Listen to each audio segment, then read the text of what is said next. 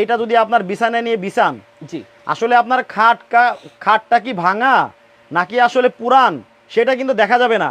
আপনার 500 টাকার যদি মানে খাট থাকে সেটাও কিন্তু 5 লাখ 6 লাখ টাকা দামের মনে হবে, হয়ে যাবে। দেখেন কতটা সুন্দর হতে পারে। আচ্ছা, মণিমুক্তা দিয়ে ভরা ফুলের বাগান এখন হবে বিছানায়। জি, এই দেখেন দেখেন কতটা সুন্দর। এটা কিন্তু সেই একই রকম ভাবে বিছানা চাদরের সাথে ম্যাচিং করা থাকবে হচ্ছে আপনার বালিশের কভার। প্রত্যেকটা বালিশ দেখেন ঘুমাবেন মনে হচ্ছে যে আপনি ফুলের বাগানে ঘুমাচ্ছেন। বাহ, চমৎকার। একেবারে ভাই। আচ্ছা, আপনার বালিশটা যত নরম হবে দেখতেও তত সুন্দর লাগবে। আচ্ছা আচ্ছা জি ভাই। ওকে, এইটা হচ্ছে একটা প্রিন্ট।